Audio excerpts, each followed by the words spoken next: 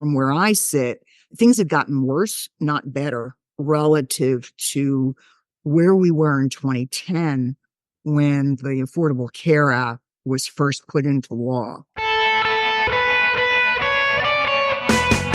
Welcome to the Business of Healthcare podcast.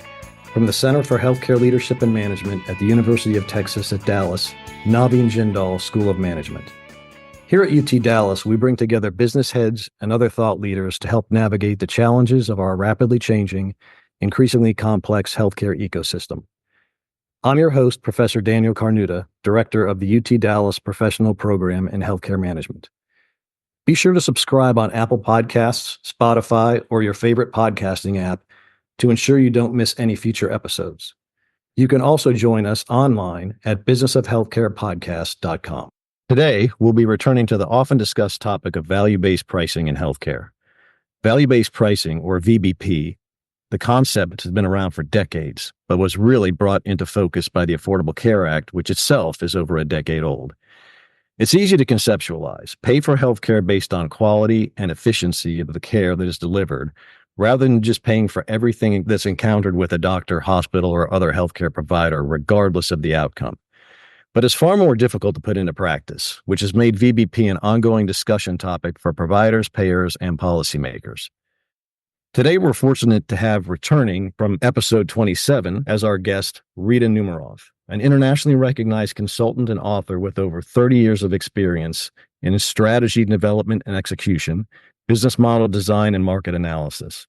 Her work across the entire healthcare industry spectrum gives her a unique perspective on the challenges of pharmaceutical and medical device manufacturers, healthcare delivery institutions, payers, physicians, and suppliers.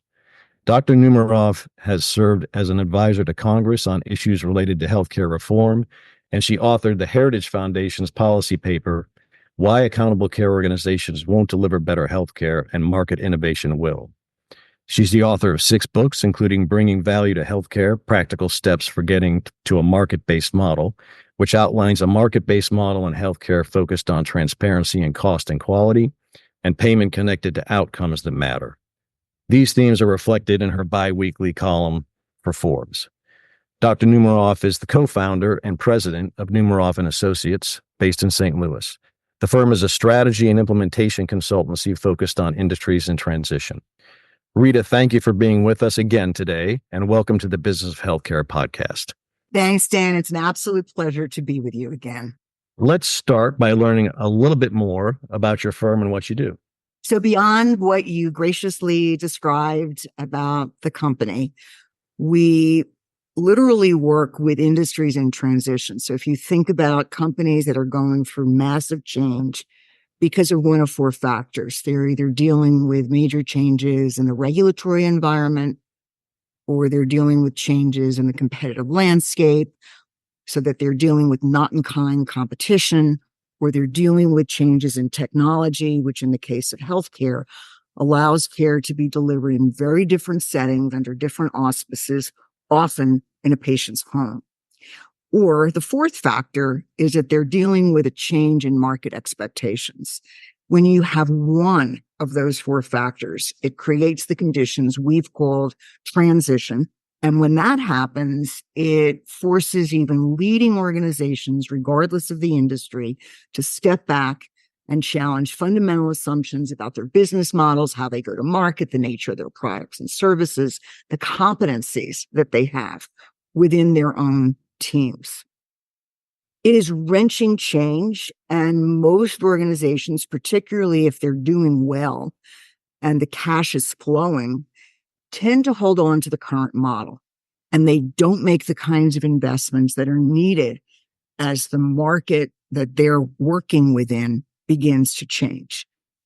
And I mentioned, Dan, that when you have one of those 4 factors, you're dealing with issues of transition, which causes all of this internal turmoil, if you will. In the healthcare ecosystem, regardless of the segment in which we're talking, you've got all 4 of these things happening simultaneously. So I liken it to an industry in transition on steroids. And I think that serves as a backdrop for some of the things we're going to be talking today. The work of the firm falls into three buckets. Obviously, we're a strategy firm, so we do a ton of work in strategy and implementation. I'm called upon regularly to do either a regional within the US or a global landscape of where the industry is going and what the implications are for various parts of the sector. And then secondly, we do a lot of work in developing the organizational infrastructure, redefining roles, competencies, and getting as tactical as building playbooks and redefining processes for a wide range of core functions. And then the third bucket is the area that houses our analytics. We are known globally as a firm for the work we do in economic and clinical value. We think it is the source of competitive differentiation. And I think that too has bearing on the conversation that you and I are going to have today. My last point will be, if we're talking about this kind of change in an industry, one has to be really focused on the cultural dynamics, because whenever you're talking about major change in any kind of an organization, you're dealing with natural resistance. People are schooled and want to do what they've been doing before. It's comfortable. They've been successful doing that. So it's often very hard for people to think about doing things differently. So that, in a nutshell, is the focus of our work. Yeah, and it's interesting. I don't want to turn this into a consulting discussion, but just to kind of piggyback on what you said, I was just talking to a colleague about this recently. And obviously, you've got smart people running businesses, CEOs, CFOs, CIOs, COOs, and they're capable of running their business and working through these changes, but they've also got a day job, and they've also got a culture that they're dealing with that's in that business. And so the consulting firm, like yourself, and correct me if I'm wrong here, you come in and basically help them, guide them, focus them. We're at point A now. You need to try to get to point B. Here's how you could do that. And it's very difficult, coming from my background as a CFO of a healthcare organization. Sometimes it's hard for us to do that internally just because of cultural hurdles. But when you have some guidance of a consultancy that comes in and helps you with that, it helps you to actually be able to make those moves. Right. I think what you said is really well said. And I think the issue of we've got a day job.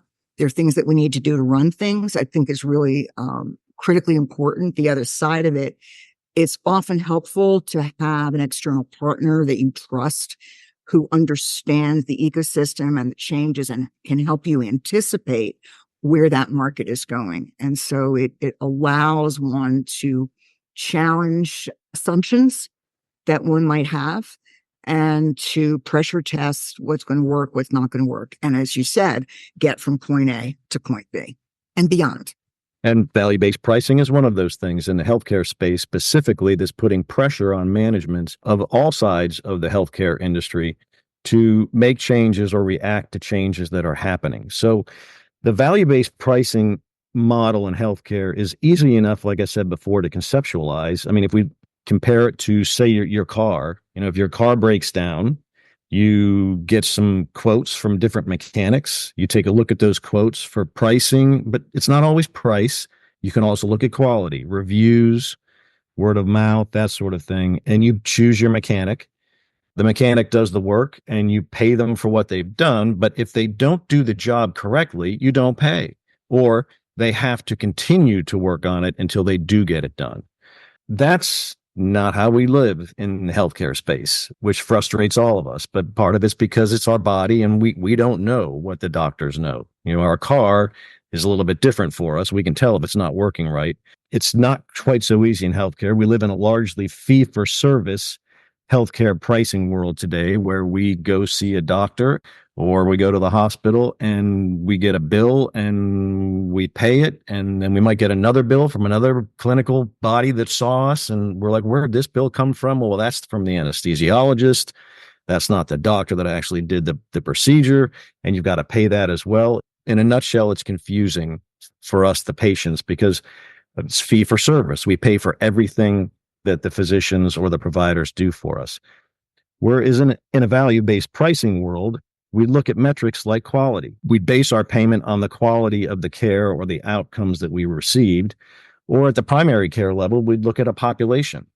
How is this primary care physician, how is his quality or her quality treating that patient, how does that compare to a metric, a target? And if they do a good job, they get paid more. If they do not as good a job as average or the target, they get paid less. That's a value-based pricing model and concept, and it's not the way it works in the healthcare industry. So with that as hopefully a little example of a background, Rita, why is this so hard in healthcare, and what trends are you seeing as you follow the market and work with your clients? So I think you've done a great job, Dan, setting up the dynamics of the industry and some of the complications that the patient consumer experiences today. I think to answer the question, it's important to provide a little bit of historical context because we're still dealing with that history today. And from where I sit, things have gotten worse, not better, relative to where we were in 2010 when the Affordable Care Act was first put into law. And I say that with the understanding that I've been a critic of the healthcare industry for about 40 years. And I was focused on changing the model, changing the dynamics to get to, as you described in your opening, a market-based model, a value-based model that is focused on transparency in both cost and quality, that is focused on the continuum of care rather than looking at things from an episodic perspective. And you mentioned that in terms of population health. And that information is provided to the patient consumer, the third element of a market-based model, so that we as patient consumers can make informed choices about what we need, where we're going to get it, which providers are going to be more or less likely to be a good match based on their experience in the particular clinical area of interest, need, and concern to me. And the same thing in terms of overall measures of quality and outcomes, if I'm talking about connecting with a broader healthcare system. And so with that as background, the model that's evolved over decades is one that has been very much provider-centered, provider being the physician, the provider being the healthcare delivery institution. Fill in the blank. It's been provider-centered. The patient consumer goes to where that care is being delivered. Remember the days when you used to wait in the waiting room for hours, sometimes on end? Half an hour was not at all unusual. It was more typical, and you got in and out pretty quickly if you only had to wait an hour in a physician's office. So the idea even of basic things that we as consumers experience in other parts of our lives, we make reservations for most restaurants. And the idea of having a reservation, i.e. an appointment, to eat at a particular establishment and then having to wait for your table for 30 minutes, folks are going to get a little impatient. And depending upon the establishment, you may actually get a glass of wine, an appetizer or something as some kind of an offset to the inconvenience of having to wait. Historically, it was expected that we just wait until the physician or the service where we're getting x-rays, whatever it might be, is able to take us, and was ingrained, it was built into the culture that we would just wait for that.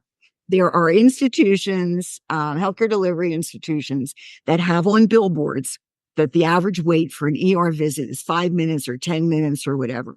And the fact that they have to advertise that as a point of differentiation is another example of the fact that it has not historically been a patient consumer centered enterprise. So that's one, maybe it's minor, but I think it's really telling about the overall orientation. The other piece of it is that the payment model historically has been one of you do the service if you're a physician or you are a outpatient clinic or a hospital system, whatever, surgery center. Historically, it was a usual and customary charge that after you finish the service, you submit a bill, and depending upon the region and what has been negotiated, the institution would get paid. And CMS, 40 years ago, the Centers for Medicare and Medicaid Services, which is the largest provider of healthcare services, largest insurer in this country, namely the government, essentially said, we need to bend this proverbial cost curve. And this is over 40 years ago. And so what we're going to do is move from this usual and customary rate of reimbursement, where you do the work and then you submit the charge and we pay. Commercial insurers did the same thing. What we're going to do is move to what has been called DRGs, diagnostic related groups. And so there was a bundling of services, and healthcare institutions and physicians would get paid based on what this negotiated bundle would be. And CMS determined, with input from the American Medical Association and the American Hospital Association, what those reimbursements would be. And so this created quite an upheaval. And I remember in 1987, it goes back that far, I had just finished my doctorate, and I was then on faculty at Washington University in St. Louis. And I was teaching graduate courses in healthcare policy. And I had made the uncomfortable prediction that DRGs were going to lead us down a path of higher cost, poor quality, and poor coordination, the exact opposite of what they were intended to do. And the conventional wisdom was that DRGs were finally going to bend the proverbial cost curve. And I was saying, against a tide of others who were really applauding this move, that it was going to have the opposite effect. It was not going to solve the problem, but rather would make things worse. So why did I think that it was going to make things worse? I think it gets back to the question you raised before. There was no connection in DRGs between payment and outcomes. There was no focus on the quality of what was being delivered.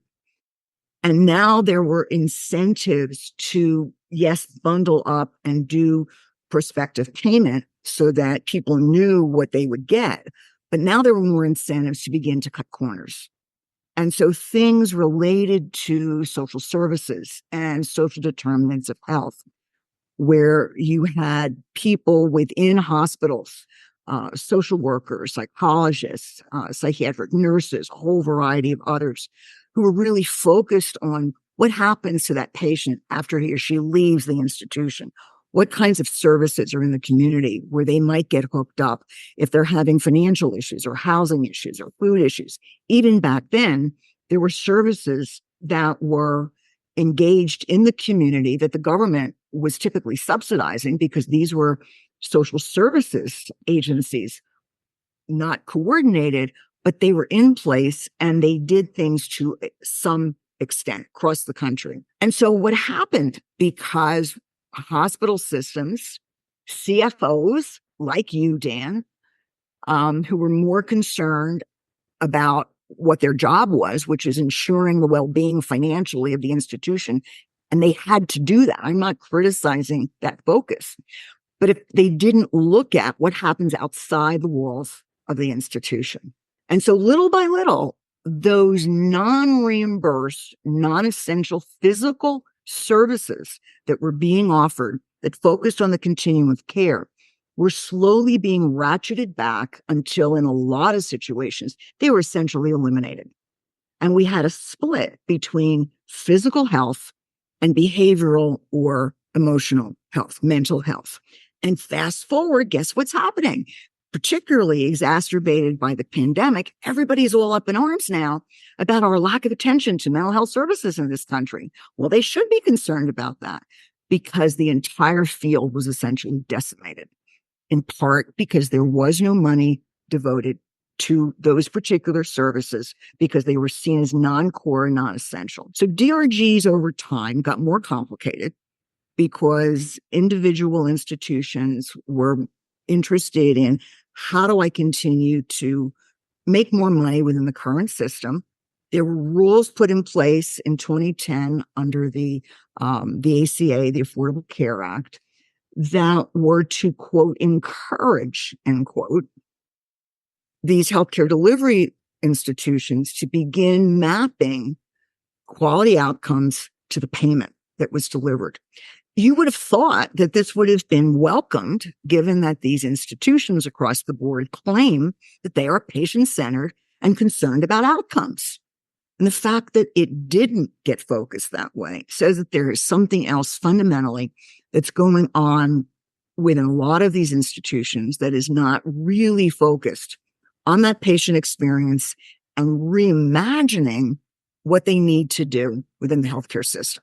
So, Rita, if I can just see if I got this right as an example of what you're talking about. So you go to the old rules on, this is Medicare and Medicaid we're talking about now, which is the largest healthcare payer in the country, pays for over half of our healthcare expenses. So prior to this DRG you're talking about, which, and for the listeners, if you think about a DRG, just think about it's a menu pricing. Okay, here's what the service is. You're going in for whatever, gallbladder extraction or whatever. Here's what the government will pay for that. They set the price. It's a menu price. You can't negotiate it. That's what you're going to get paid if you're treating a Medicare patient. Prior to this DRG concept, Medicare was just getting charged the usual and customary rate that institution would charge for that. And that differed among institutions throughout the country. And Medicare couldn't control that. It's hard to control a cost like that when you have so many people on Medicare and you're getting so many different charges for the same procedure. So Medicare said in the 80s, they said, listen, no, we're not doing that anymore. You can't just charge us whatever your customary rate is for everything you do for a patient. If someone's going in for a gallbladder extraction, then here's what we're going to pay you.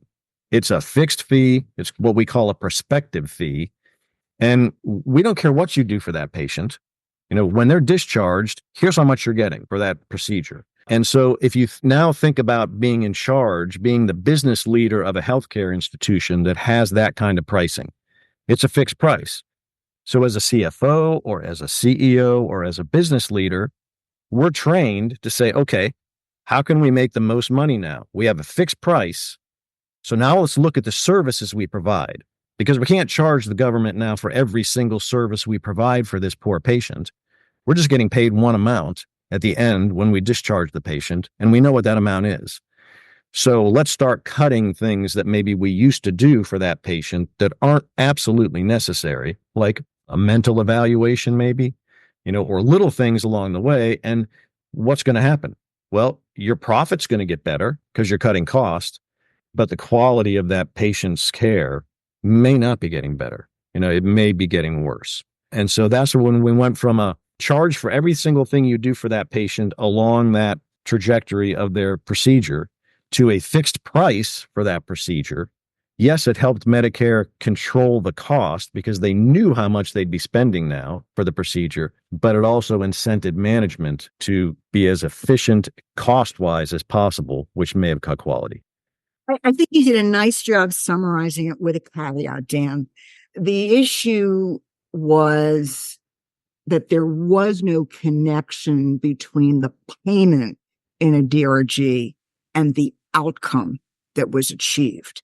And so if you think back to the days of the HMO, the Health Maintenance Organization, which came into vogue in the late 1980s, early 1990s as a way to really focus on health and well-being. It was really about prevention.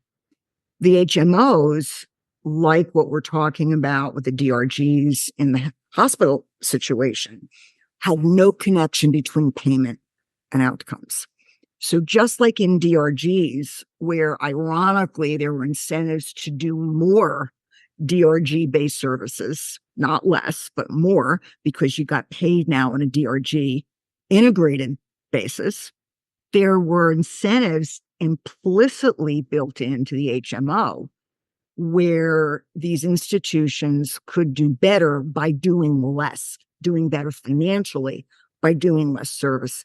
And it's the same problem. Ironically, I don't have an issue with fee for service. The problem I have is that there's no connection between the fees that I'm paying or that are being paid by my insurer or some other, third party and the outcomes that I'm achieving.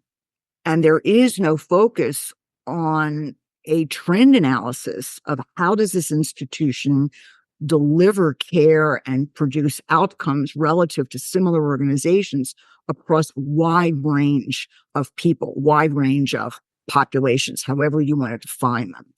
And so I think this is part of the core problem of where we are today.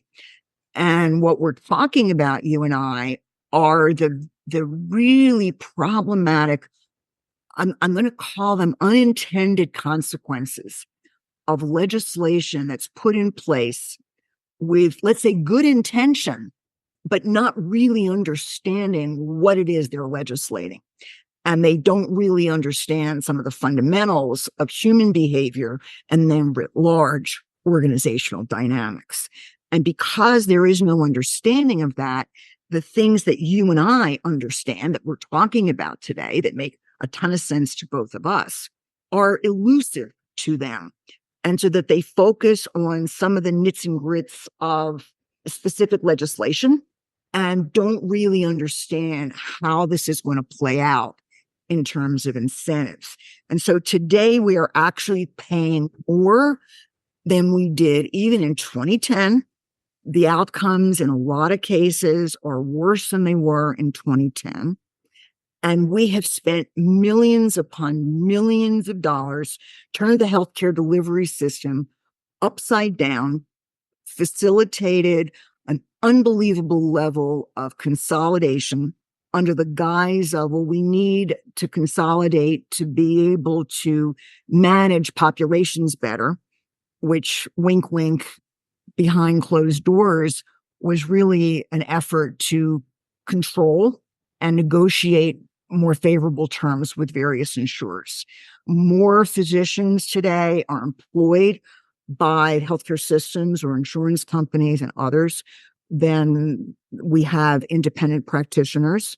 The rules for being involved in delivering healthcare are unbelievably complex and bureaucratic, and small practices cannot afford to stay in business. We have rural healthcare in total disarray, and the list goes on.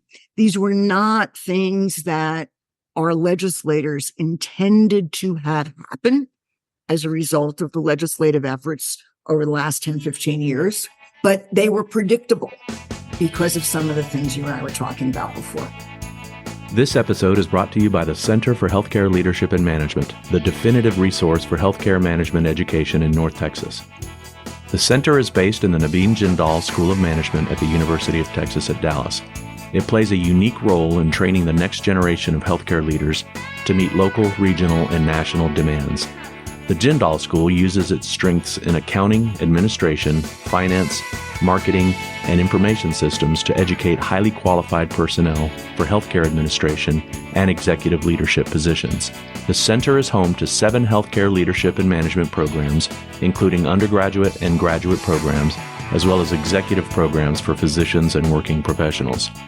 For more information, visit us online at jindal.utdallas.edu/healthcare. This is not unusual in a complex situation like this where legislation will be put in place and it doesn't completely work. This is how our government is supposed to work. Okay, we put legislation in place, we monitor it to see if it's doing what we hope it will do. And if it's not, then we've got to go back and make some changes. We're seeing some changes that have been put in place since the Affordable Care Act in 2010. Pricing transparency in healthcare is now a rule that's in place. It's not particularly successful yet, but it's there. The No Surprises Act, things like that have been put in place. So it's steps. It's put something in place and then try to fix it if it's not working the way that you are hoping it would work. So Rita, are you seeing anything out there that is working or that is semi-working? I think that's a great question, Dan. I am known as an equal opportunity critic, and I'm sure that's coming through loud and clear. And it's not from the perspective of being critical, but from the perspective of helping organizations to reconceptualize a different way of doing things where they win the society wins and the patient consumer wins. Let's pick up on the pricing transparency rule. I wrote and was interviewed quite a bit on this. I've written about this in some of my Forbes articles. And this was a measure that we thought would be incredibly important. And the thing that I think bears mention, and I take your point about change being incremental, and that's part of the way in which our system works. And I think that's generally a good thing. But there was enormous pushback from the American Hospital Association, millions of dollars spent in lobbying, and also AHIP, the lobbying organization for the insurance industry. They pushed back on pricing transparency, saying that this was somehow anti-competitive and a challenge to their IP, which is in some respects kind of bizarre. This is something where in every other walk of life, and you use it as an example, what happens when we take our car to the shop to be worked on, every other part of our society has a level of transparency. This is what you're going to get. This is what you're going to pay. These are the outcomes, and I stand by my outcomes. Unless something egregious was done in a healthcare experience, and you brought lawyers to bear, there typically was little, if any, accountability historically. Are we seeing a little bit more? Yes. I think it's too little. I think the consolidation that's happening and the financial straits that so many of our healthcare institutions are under right now, very concerning to me. So at a point in time where they had the money to invest in a different model, some invested and took a trip that was very different. We have a number of exemplars, if you will, that I'm not at liberty to share. One in particular is a client of ours, and perhaps next year we can get together again and I'll be in a position to tell you more about them. But there are examples of large healthcare systems who have taken what you and I are saying very, very seriously. They have invested over the last 15, 20 years on technology that is focused not just on getting paid, but on delivering better care and better health outcomes. There have been examples with organizations like Kaiser Permanente. None of these are perfect organizations by any stretch of the imagination, but historically, Kaiser had invested in a very different model, a capitated model, if you will, where they would be paid a fixed amount per year for treating people. And they were also very focused under the leadership of George Halverson to focus on outcomes that mattered and continuously improve what they were doing to understand what was leading to better health outcomes for the people that they were responsible for caring. So there are pockets of excellence, if you will, that we've seen with names that are familiar to everybody at the university, I'm sure, whether it's Mayo or others, in examples, but not overall system looking at outcomes differently. So we're not where we need to be. And the economics, I think, are going to make it very challenging for these organizations to go forward. What about the government? So the ACA, the Affordable Care Act in 2010, essentially put value-based pricing on the back of CMS, the Center for Medicare and Medicaid Services. And the ACA said, CMS, you will start to put into place these value-based, quality-based pricing opportunities for providers that treat Medicare patients. That then led to the creation of the Accountable Care Organization, also known as ACOs, or the Patient-Centered Medical Home, which are essentially Medicare's attempt to put into place these pricing schemes where they will pay institutions like hospitals or rehab facilities or physician practices. They will pay them a certain amount for treating Medicare patients and then give them a bonus if they hit targets and do better than quality and pricing targets that they've been set, or they may have to pay a penalty if they don't hit those targets. So over the years, over the last several years, these ACO, Accountable Care Organization type concepts have been put into place. Do you have any view on those and the success of those or the failure of those, or are they headed in the right direction, or are we still fumbling around? What do you think? I think we're still fumbling around. And the Heritage paper that I wrote in 2010 that came out in 2011 that you cited earlier in your introduction, I think is still extraordinarily relevant. And I would urge people who are interested in this subject to take a look at that, write to me, offer critiques, offer different perspectives. But what I laid out then, I think is still very much on point today. And part of the problem is it's very difficult, even well-intended bureaucracy, to dictate what internal processes and procedures should be of another realm of life. Anybody who's dealt with the bureaucracy, dealt with the government, knows that it is not transparent too often, and it is complex, and it is too difficult to navigate. And so putting in place a set of rules and formulaic responses to how you're going to do various things often misses the mark in terms of what the overall objective is. And I think that CMS and the government has had a really important role and should continue to play a really important role in establishing what expectations should be. What are the standards by which certain things should be met? But enable the market to be able to determine what that best mechanism is. The government is not an expert in all of the aspects of delivering healthcare. The government is not an expert in understanding diagnostics and medical treatments and what's going to work in certain circumstances for a given patient and not. And so imposing that set of complicated rules on a system which already is complicated often makes things a lot worse rather than better. I think the construct of patient-centered medical home is lovely.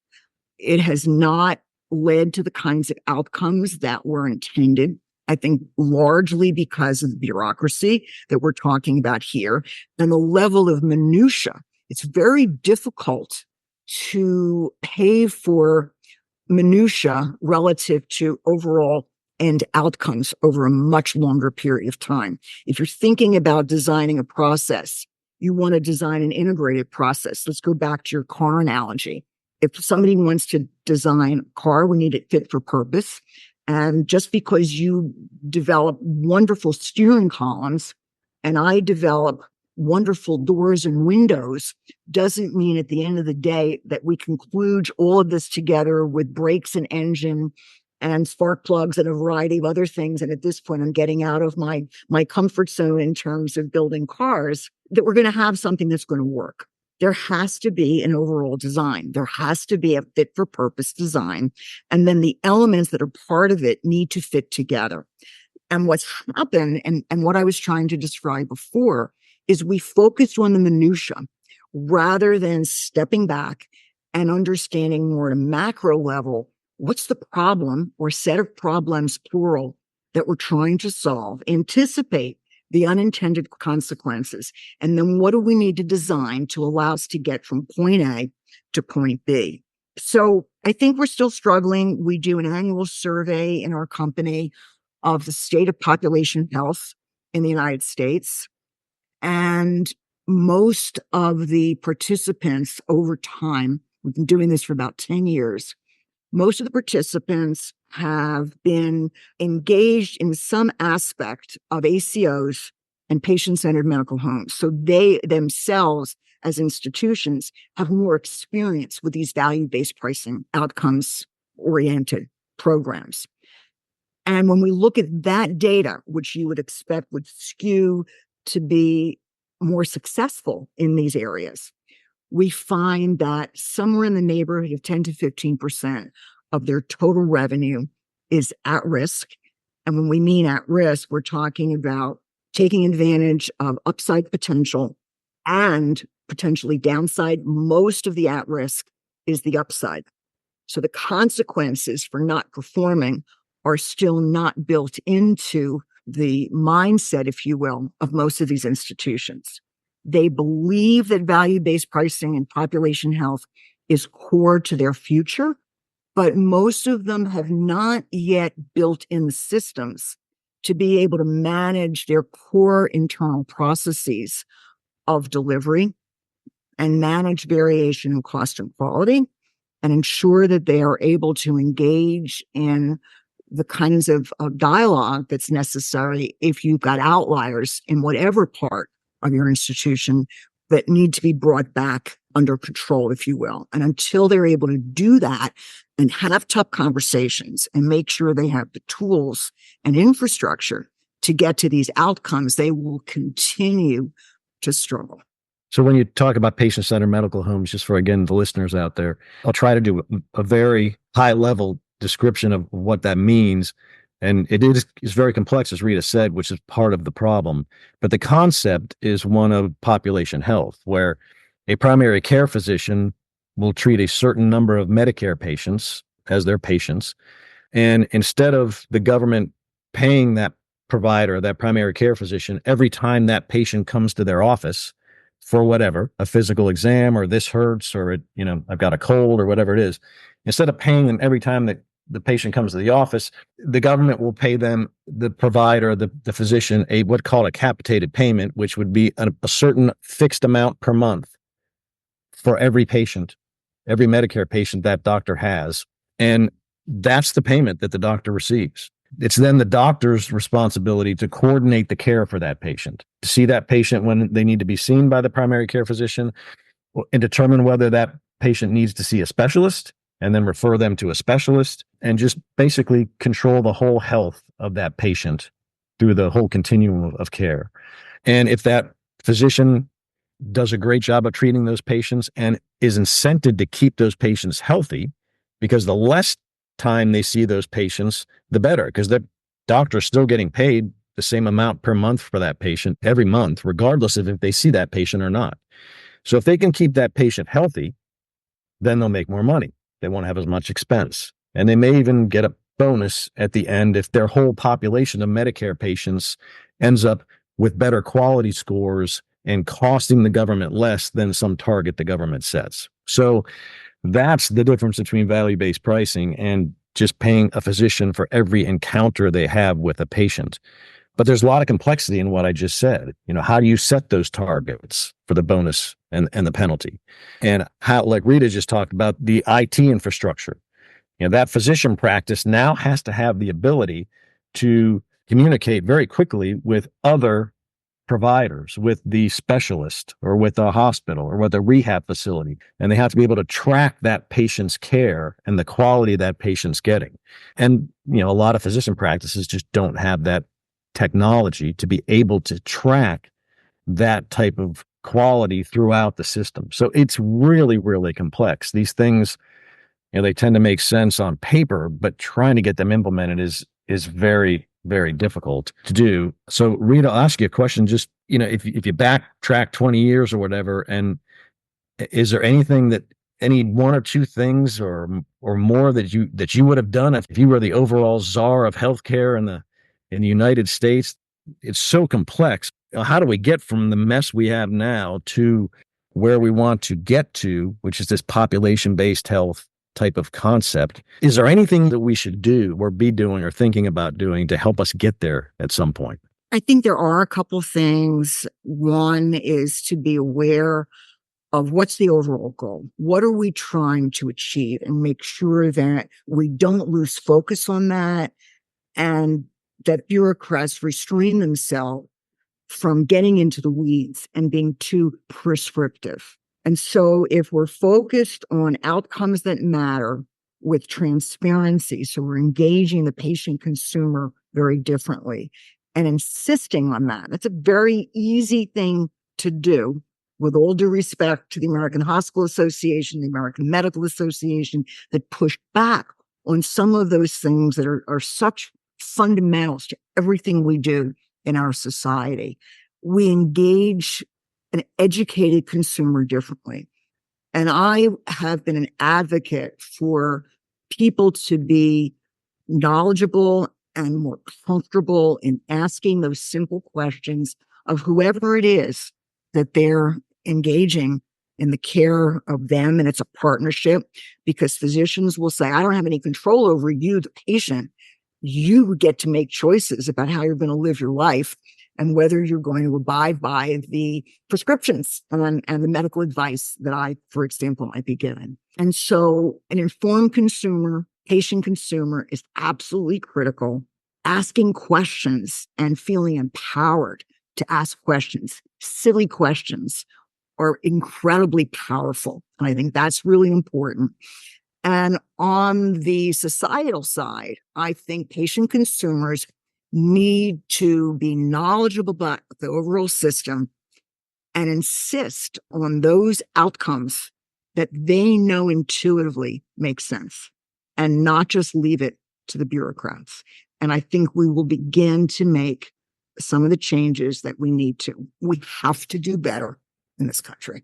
Yeah, I agree with you. And that's something that I tell my students when I'm going through this topic with them. And you said it a few times during this podcast, which is the patient-focused healthcare system. The patient as an educated consumer.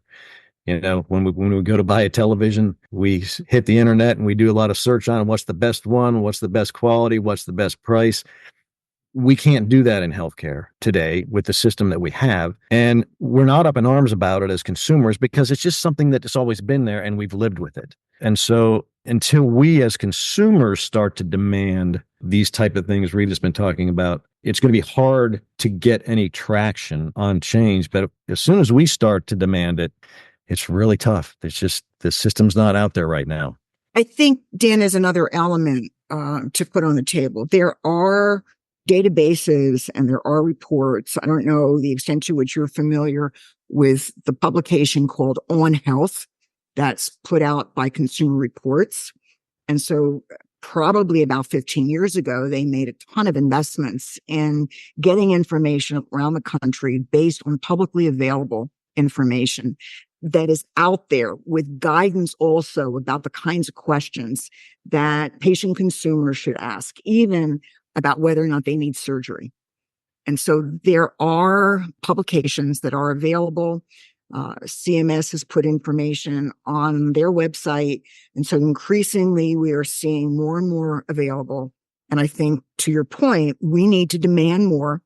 I think that there are things that are out there. We need to ask questions at the individual local level and to do the shopping that is really important. Obviously, if you're in an emergent situation, you're not going to be in a position to shop. But fortunately, most of the health encounters that we have are not under emergent conditions. Yeah, and it has been getting better in the internet age, as we can now search. We're all getting to be a little bit better consumers, but we need more tools just like that. And Rita, thank you so much for being with us today to discuss this evolving landscape around value-based pricing in healthcare. We will continue to follow your biweekly Forbes column and the activities of Numerof and Associates to keep us up to date on your latest thinking around this important strategic topic. Thanks, Dan. It's a pleasure to be with you today. Thanks for listening to the Business of Healthcare podcast. To learn more about the Center for Healthcare Leadership and Management and the healthcare management business degrees and certificates available to seasoned clinicians, master's students, and undergrads through the University of Texas at Dallas, go to jindal.utdallas.edu/healthcare.